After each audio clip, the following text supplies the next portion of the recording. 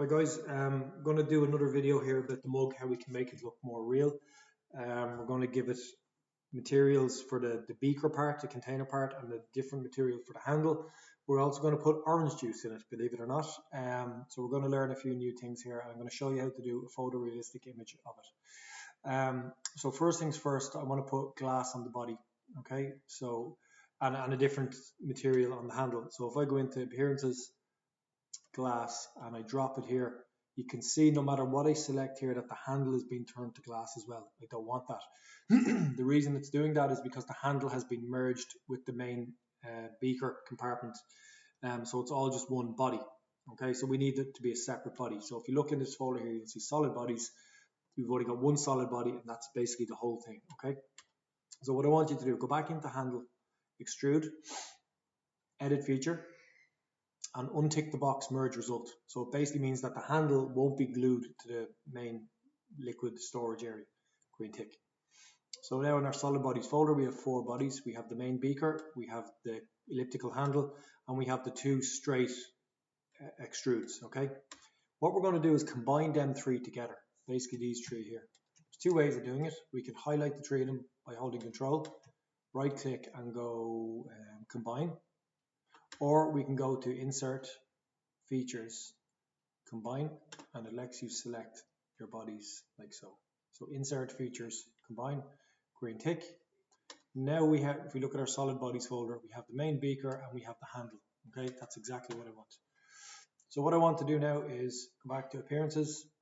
I'm going to make this, I'm going to drag clear glass onto the body, and you can see the handle is different. So I'm going to go to plastic, low gloss plastic. I'll go to high gloss to make the render a bit better, a bit more realistic. Drag blue or whatever color you want onto it. Now we don't want to just do the sweep, we want to do that whole body which we spoke about earlier. Okay, so now we have that. So what I want to do now is fill it with, believe it or not, orange juice. So there is a material in there, it's under organic. Where is it? Organic. Sorry, hold on. Close that up. Organic. Now in here there's orange juice, but I've nothing to drag it onto. Okay, so we have to create the liquid inside the glass. Okay, now how we're going to do that is we're going to do another revolve of the solid body on the inside of the mug, which is going to represent the orange juice. So first thing we need to do is go to hidden detail visible. I want you to go to the front plane. So it's that plane running down the center of it, look normal to it. And what we're going to do is we're going to try capture the inside of the glass, but I can't actually select it because it's part of a solid body. I need to turn it into a sketch line. So we're going to use something called convert entities. But the first thing I'll do on the front plane is sketch a center line up the middle from the very bottom to the very top.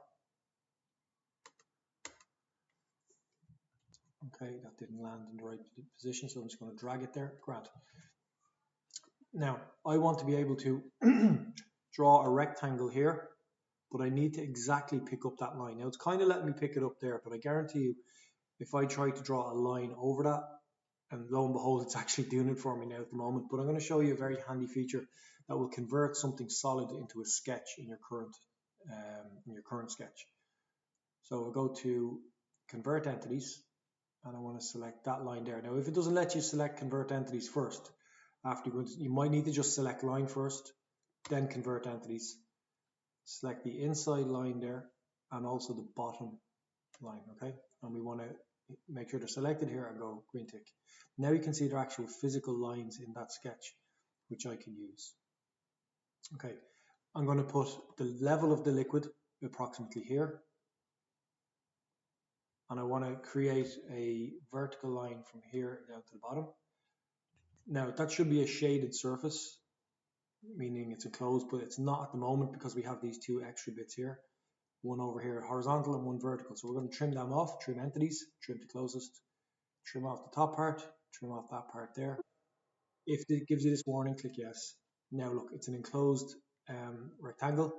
It's ready for extruding, or in this case revolve. But to fully define it, I'm going to give the height of the liquid from here down to the origin a height of 65.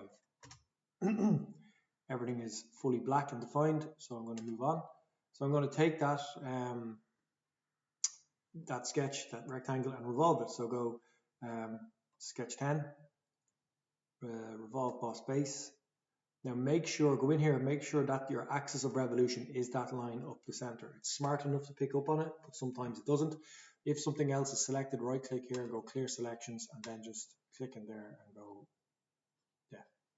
Okay, do we want to merge result? No, because we need to have an independent body that we can put an appearance on, in this case orange juice. So unmerge result, green tick. Now go to your shaded view. Now you can see the orange juice. It doesn't look impressive at all. Now as to why that's automatically gone to orange juice, it's because I was doing this a few minutes ago before I made this video. So it's after kind of remembering. But if it's a solid, just get your orange juice, drag it onto it, make sure it's gone onto either the revolve or the body, but not the whole thing. Okay, there we go. Now that doesn't look particularly impressive, but what I'll do now is I'm going to show you how to do a photorealistic image. So we want to go to SolidWorks add-ins. Now this may not do this for you at home because I think the photorealistic imaging you're not able to use it in the student version, but try it anyway, you might get lucky. So SolidWorks add-ins, and we want to look for one here called PhotoView 360. Click on that, and a new tab should open here somewhere called Render Tools. Click on Render Tools, and just for the purposes of getting going with this, let's just click Preview Window. It's going to open up a new window, and it'll take a minute, but let's turn on Perspective because it's a realistic view.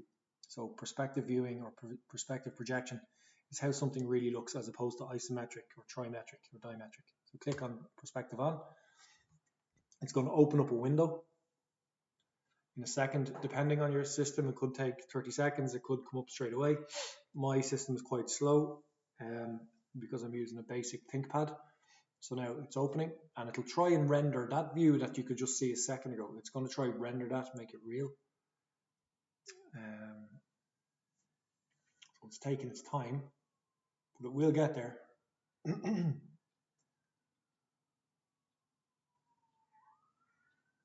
Okay, you can see it's starting to put it together. Now the first thing I noticed here, you have these weird vertical lines on it. Now it's kind of like a glitch, I suppose. What's actually happening there is that the material for the orange juice is actually meeting the glass. It's on top or coincident with the glass material. Of course, in reality, that's not the case. The liquid will rest up against it. But at the moment, the edge of the orange juice and the inside edge of the glass are coincident. They're on top of each other, and it's causing these glitch lines. So what we're going to do is we're going to scale down the orange juice a bit by a factor of 0.99. So how do we do that? We go up here. I can never remember where scale is in these menus here. I just go up here to my search bar and type in scale, and you can see a blue option called scale will open. Click on that. Now in the first box, it's what do you want to scale down? In this case, it's the orange juice. So click the orange juice. You can see them glitch lines there. And we want to go to 0.99 scaling. So it's going to fractionally scale down, but it won't be noticeable. So just those options there, make sure they're selected, hit the green tick. Now it doesn't look like much has happened, but if I go back into this here, now I know you can't see it because my camera's not picking up my PhotoView 360 at the bottom. Now for some reason I think it's crashed. No, it's not. So once again, my system's slow. Let's give it a second to regenerate.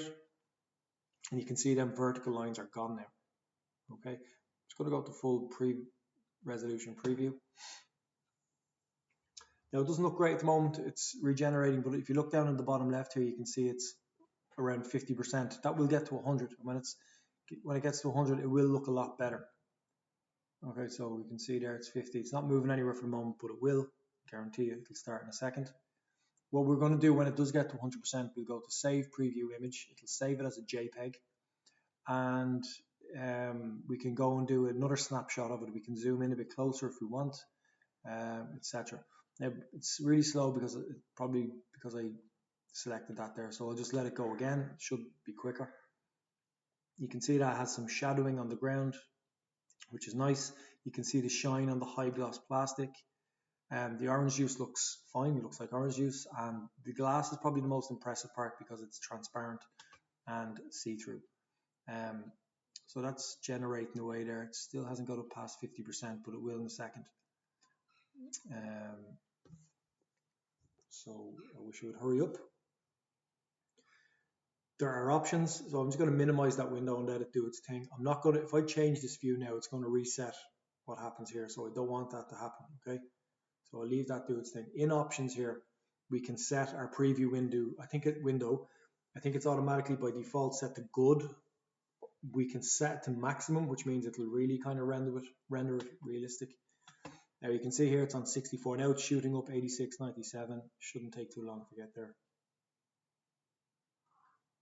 So I'll just wait. The last couple of percent is slow for whatever reason. I have no idea why. But you can see now it looks quite real. It looks nice.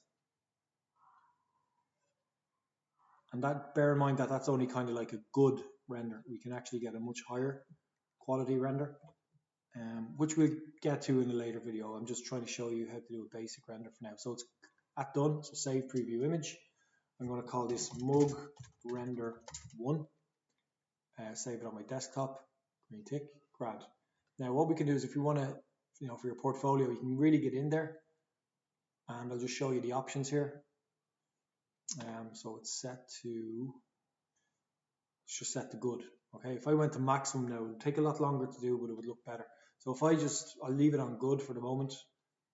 And if I go here, you can see it's zoomed in. So it's basically taking a snapshot of what you have in your SolidWorks. Now that's going to take a while. You can see it's quite slow. So I'm not going to, the more zoomed in you are and the more glassware you have in it, the more intensive it is on memory and speed and stuff like that. So I'll just leave it at that. Okay. So that's the Moog completed.